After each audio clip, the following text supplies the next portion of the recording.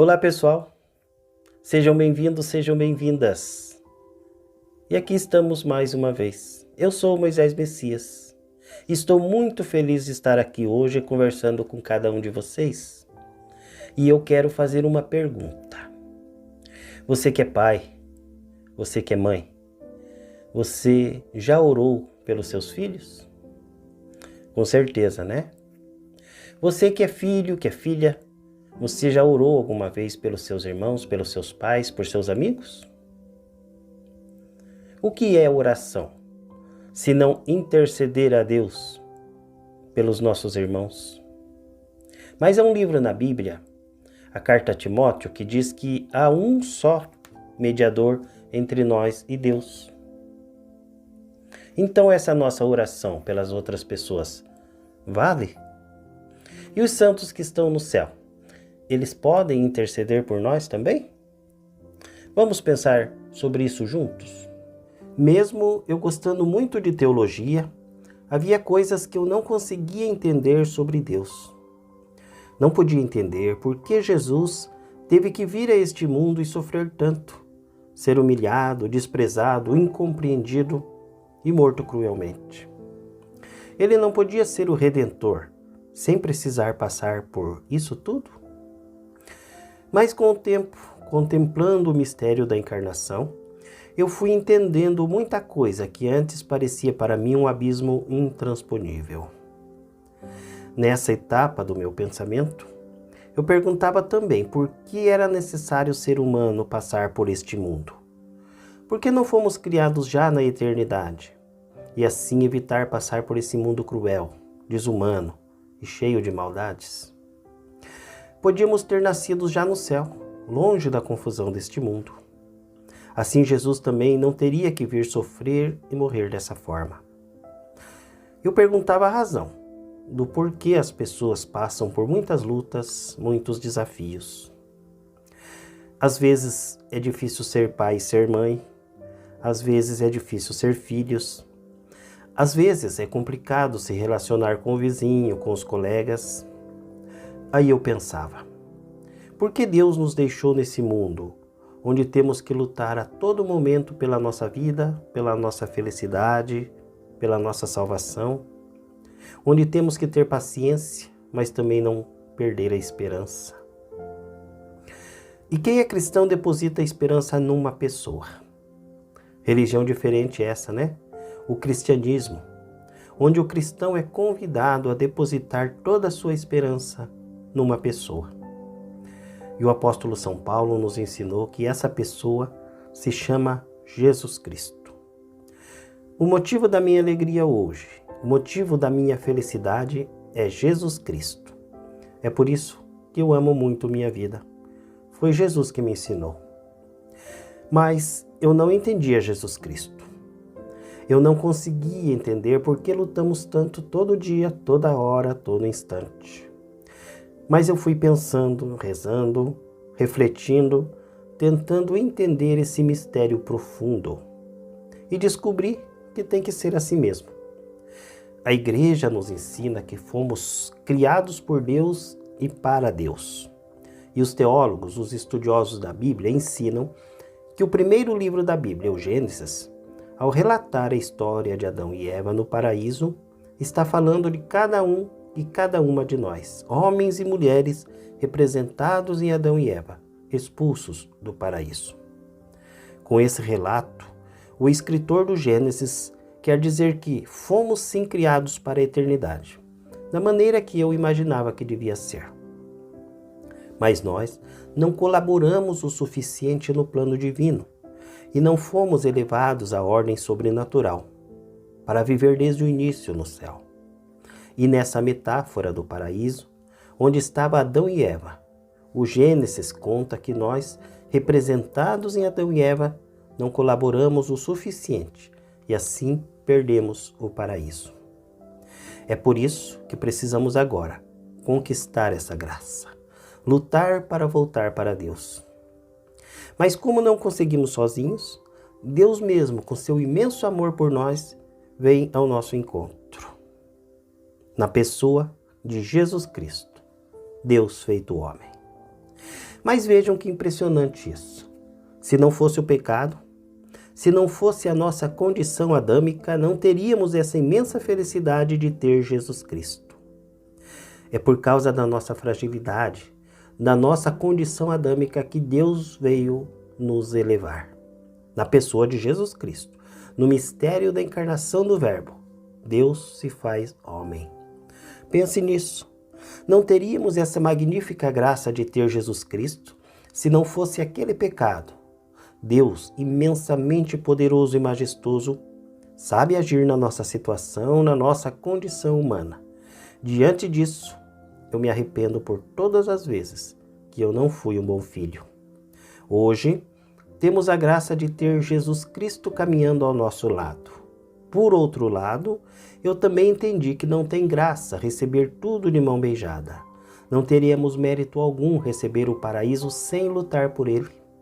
É muito mais lindo conquistar alguma coisa lutando, batalhando. Assim como o atleta só sobe no pódio depois de vencer e não teria graça nem sentido receber a medalha ou o troféu sem ter participado da competição, não tem graça receber o prêmio da vitória sem ter lutado por ele. Assim foi com Moisés, ao conduzir o povo para a terra prometida. Lutaram até conquistá-la. Assim somos nós hoje. Estamos a caminho. Só que agora temos Jesus caminhando junto com a gente. É só segui-lo para onde ele for. Muita gente já trilhou este caminho antes de nós. Eles venceram. São exemplos para nós que é possível sim conquistar a vitória se caminharmos juntos com o Mestre como os santos caminharam. É por isso que o apóstolo São Paulo recomenda que façamos preces de intercessão pelos irmãos, pois fazemos parte de um mesmo corpo. Somos a igreja que caminha e Jesus caminha junto. A igreja é feita por todos nós. Ela é um mistério muito lindo. A igreja não é somente nós agora, mas pessoas de todos os tempos. Como conta o Apocalipse.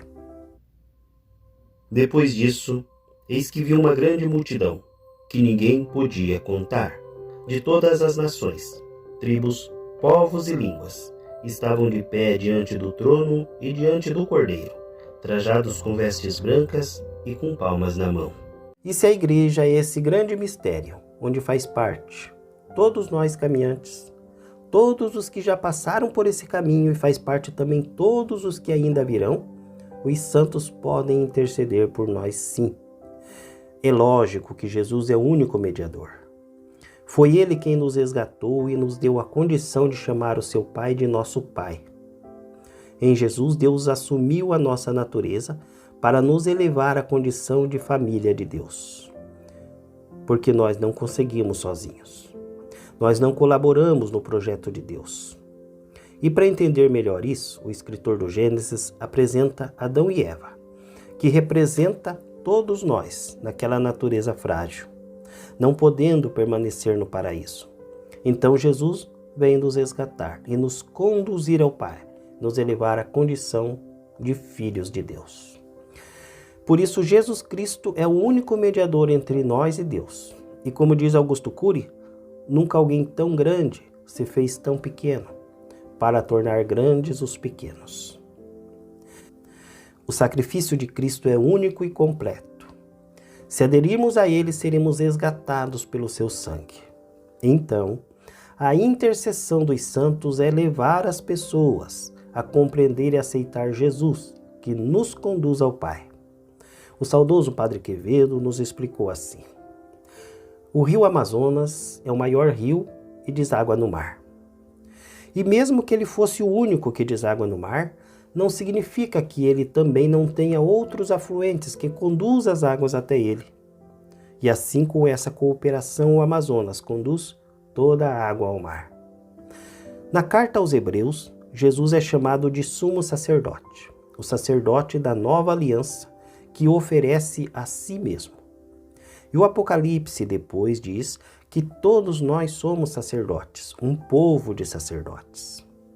É que pelo batismo, pela adesão ao projeto de Cristo, somos sacerdotes juntos com Ele. Assim também somos intercessores juntos com Jesus, pois fazemos parte do seu corpo místico.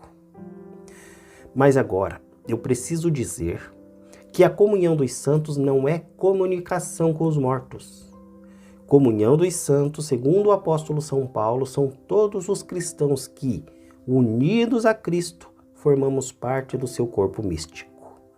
Comunhão dos santos não é conversar com os mortos, mas é exclusivamente da ordem sobrenatural. Assim, todas as nossas boas ações são ações do corpo místico, inclusive os santos. Santos são todos aqueles que morreram havendo praticado as virtudes em grau heróico. A Igreja propõe-nos como modelos para todos e declara que estão no céu, podendo assim os católicos orar a Deus, invocando os méritos e intercessão desses santos. Ah, mas eles não são oniscientes como Deus e não sabem que estamos orando. Isso é de menos. Deus sabe. E tem mais. Quem disse que nossos irmãos falecidos não estão mais perto ainda de nós? Eles têm um corpo glorioso, ressuscitado, estão na luz divina. Por que não podem saber de nós? Com certeza oram sim por nós, lógico, que não atuam neste mundo, mas eles e nós fazemos todos parte do corpo místico de Cristo. Alguns ainda podem dizer, ninguém foi ao céu ainda, somente no fim dos tempos.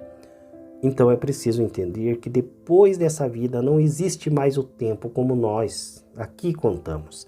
Na eternidade é o tempo de Deus, Kairos. Com Jesus Cristo já estamos no tempo de Deus. Foi Ele mesmo quem disse a um crucificado ao seu lado, hoje mesmo estarás comigo. Eu peço para que você compartilhe este vídeo com seus amigos, nos seus grupos, em toda parte, para que muito mais pessoas conheçam melhor a sua fé. Muito obrigado por você que tem estado comigo durante todo esse tempo, você que se inscreveu no canal, você que compartilha meus vídeos com seus amigos, com suas amigas. Que Deus abençoe. Fiquem com Deus.